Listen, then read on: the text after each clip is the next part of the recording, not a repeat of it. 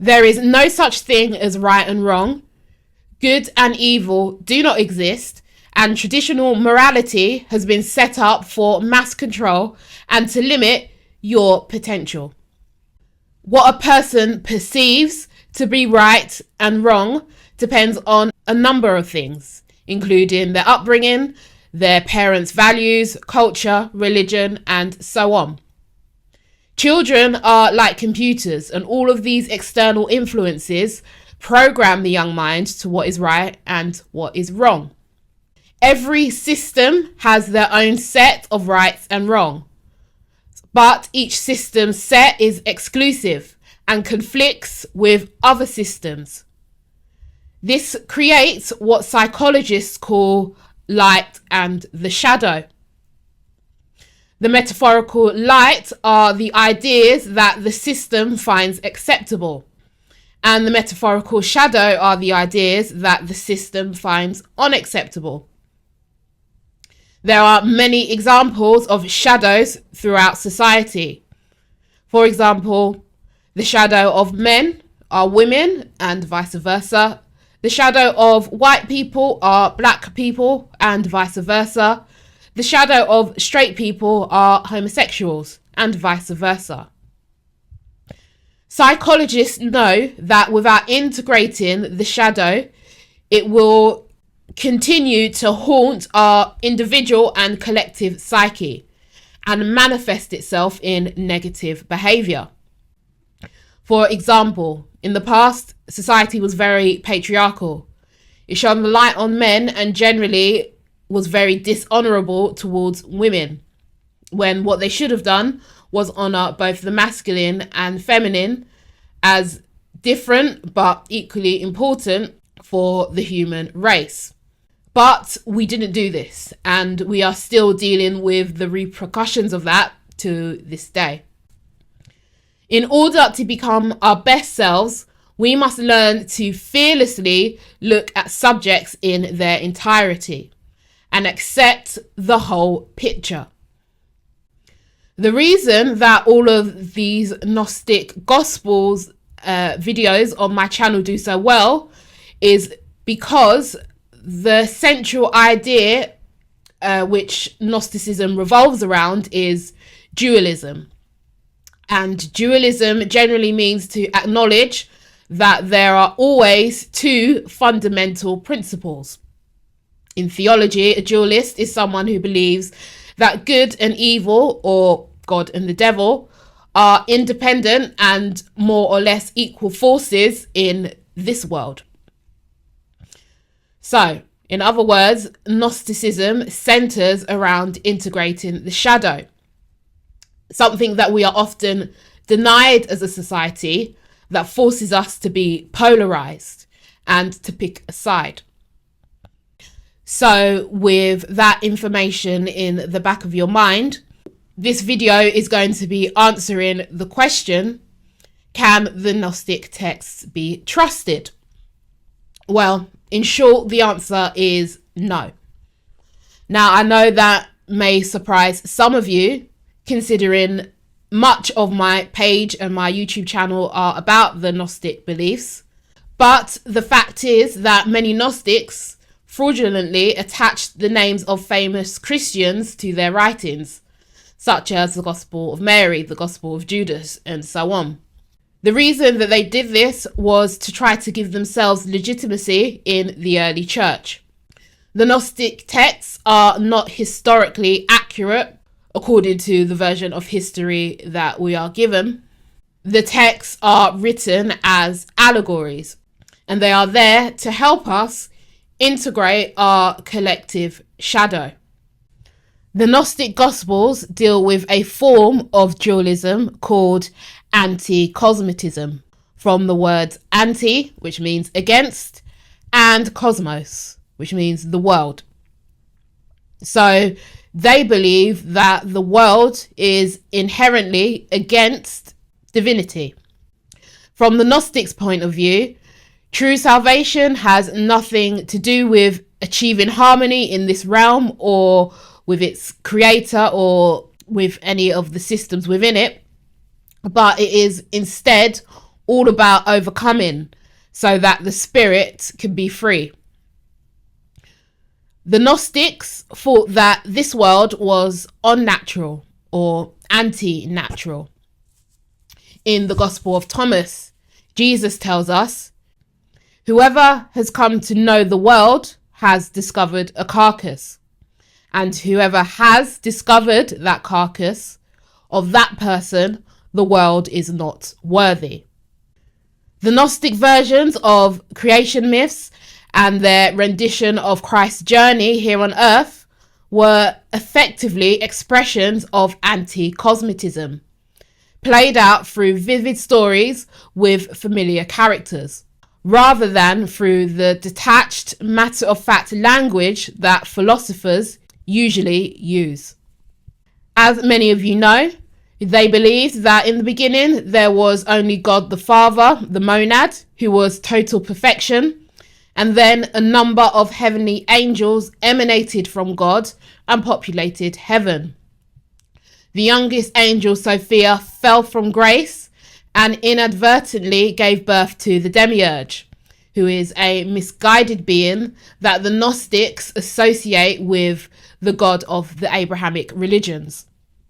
The demiurge, along with dark angels called Archons, or rulers, then created this material universe, which the Gnostics compared to being sort of like a living nightmare, something that was never supposed to happen in God's plan.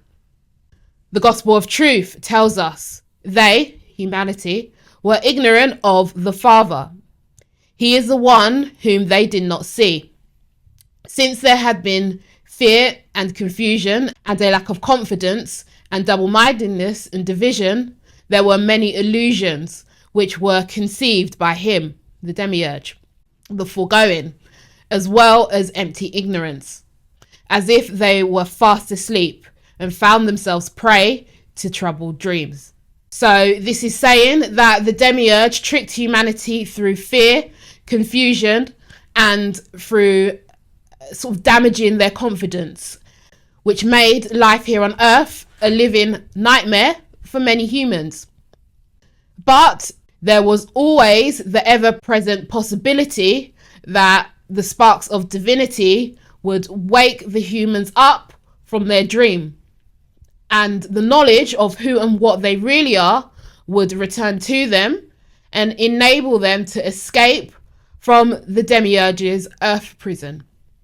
And the Gnostics believe that that's why God sent Christ to earth in the body of the man called Jesus, to impart gnosis to the world, to liberate them and restore them to heaven where they belong. So, as you can see, Gnosticism presents a very negative view of earthly life. They would have definitely agreed with Shakespeare's statement in The Tempest, "Hell is empty and all the devils are here." But unlike many forms of nihilism, Gnostic anti-cosmitism does not reject God or spirituality. Instead, it is a motivation for spirituality, an intense form of spirituality at that. Anti-cosmitism also insists that humans are superior to this universe and its creator and its rulers. In Gnostic Christianity, there is no original sin, but rather original righteousness. Adam and Eve didn't fall, the creator's mother did, and the creator of this world was the product of that fall. So what that is hinting at is that humanity have a certain generational curse, that they, the children, have the power to heal. In the Secret Gospel of John, it says, Adam was more intelligent than the creators and the first ruler. When they realized that Adam was intelligent and could think more clearly than they and was stripped of evil, they took Adam and threw him into the lowest part of the world. Later, Eve was created. And it goes on to say, the human beings were made to drink water of forgetfulness by the first ruler, so that they might not know where they had come from. And that was the beginning of the great human problem. Gnosticism explicitly condemns the world and all of its systems of oppression that exist within it. So it should come as no surprise that virtually everyone at the time, except the Gnostics themselves, condemned their beliefs with equal, if not more, force. And anti-cosmitism was the aspect of Gnosticism that got criticised the most. One of the most famous opponents of Gnosticism was the highly influential heresy hunter, Bishop Irenaeus. Irenaeus gave his work against the Gnostics a telling title, Adversus Heresies, or Against Heresies in English. He urged his fellow Christians to overthrow their wicked ways and undigested doctrines. This was despite the fact that ancient proto-Orthodox Christians and modern Christians hold many views that border on Gnosticism, albeit a watered-down version of it. Traditional Christianity tells us that God created the world and saw that the world had become extremely corrupt since its creation. And so he sent Christ into the world to help redeem it. The same God versus the world dualism that many Christians scoff at is present in the Bible. If we look at the writings of John in John chapter 5 verse 19, it says, "We know that we are God's children and that the whole world lies under the power of the evil one." And Paul repeatedly uses the term Archon, which is a term used in many different Gnostic texts over and over again, to refer to sinister entities who govern the world from a part of the sky that is below the highest heaven. This information has been lost or gets looked over because the Bible has been mistranslated.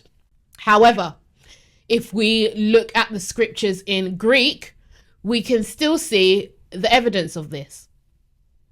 In Romans, which was written by Paul, chapter 8, verses 38 and 39, it says, "For I am convinced that neither death nor life, neither angels nor demons, neither the present nor the future, nor the powers or heavenly rulers, neither height nor depth, nor anything else in all creation will be able to separate us from the love of God that is in Christ Jesus our Lord." The word that I have bolded in red is archai. Etymologically, it shares the same root word with words like archon. Again, if we look at Ephesians chapter 6, it says, "For our struggle is not against flesh and blood, but against the rulers, against the authorities, against the powers of this dark world, and against the spiritual forces of evil in the heavenly realms." So it seems as though Paul sees these archons, again, which are bolded above, as some sort of low spiritual beings. So these Gnostic ideas that are hated and laughed at and so on by so many are breadcrumbs throughout the canon, but to the untrained eye, it is invisible. But people like us and philosophers like the Gnostics pick up on these subtleties. The Gnostics took the Christian God versus the world dualism and sort of exaggerated it into full-blown anti-cosmitism, whereas traditional Christianity sort of weakened that idea and put more emphasis on other biblical themes. So we have these two groups, the Christians and the Gnostics, who are perfect mirrors of each other. Each side thinks that they are both the victims and the saviors, and that the other side are the oppressors and the devils. And in a way, They are codependent on each other, and each side needs the other side to prop up their identity. So if we look at the so-called self-righteous, harsh, unapologetic Gnostics, they are an ideal target for Christians who find comfort in tradition. The same goes for Christians who, according to the Gnostics, are closed-minded and are allowing society to fall apart, and who are stopping humanity from making true progress. As always, these situations are painted in the archetypal colours of heroism. The colour wars of the light and the shadow give us the chance to paint ourselves in the colours of the winner and to give our lives meaning. But this is immature on many levels. Jungian psychologist Robert Moore writes, "People standing in unconscious spiritual grandiosity, anxious to be idealized by others, are particularly reactive to any lack of dogmatic or ideological agreement. Their narcissism demands a rigid ideological sameness from everyone. They want to become heroes who step up to the task of cleansing the world of chaos and evil." And this is a personal realization that I've come to in myself as I am working through my own shadows. Now, I've never once said that I am a Gnostic and I agree with everything that they say, and you have to too. That has never been my intention, and it never will be. All I've said is, here is some information, do with it what you will. But, I do love how fearless those people were and how they unapologetically search for truth and stand up for what they believe in. And that's something that I try to embody in myself every single day. Now, I'm going to be a little bit vulnerable with you all here. At the time of creating some of my first YouTube videos, I was going through a really harsh breakup. And I had so much anger inside of myself, and I was angry at the world, and I hated everything, and I hated everyone. And I'm sure some of you can relate to having that feeling. And these Gnostic gospels came along and they really helped. They encouraged me to go inwards and to stop looking for someone else to fix my problem. And to be honest, I put those videos out there thinking about 8 people would see them. And, my only hope was that it would reach one person and it would help them. And I never thought that they would become popular, but obviously I'm so glad they did, and I am super grateful for all of you. However, while there is a lot of truth in these Gnostic gospels, and they obviously sort of detail what is going on behind the scenes in all of the darkness in the world that we live in, we've got to remember that Gnosticism itself, and all of this matrix stuff for that matter, is very nihilistic. So it almost exclusively deals with the darkness. And now that I am not in a bad situation, I'm miles away from that, and I'm at a place of joy, and I go back into all of this Gnosticism stuff and escaping the matrix and so on and so on, I notice the effect that it's having on my vibration. And I don't want my channel to sort of have that effect on you. I think at a certain point, looking into all of this stuff and all of the terrible things that happen in the world, yes, we need to be aware of it, but at a certain point, it does become like torture porn. And my aim moving forward will be on helping you guys come out of that negative space, if that's where you are, and give you the resources and the support to turn it all around. rather than becoming an echo chamber for all of the negativity that already exists in the world. Because ultimately, by distancing ourselves from negativity and remembering that we are just human beings having this experience and not human beings who are victims of our experiences, we can start to have an affinity or a love for both the exalted expressions of light that exist in the world and the chaos from which the light is birthed. I hope this video has encouraged you to keep your vibration way up. Subscribe for more videos on spiritual self-mastery. I love you all, and I will see you in the next one.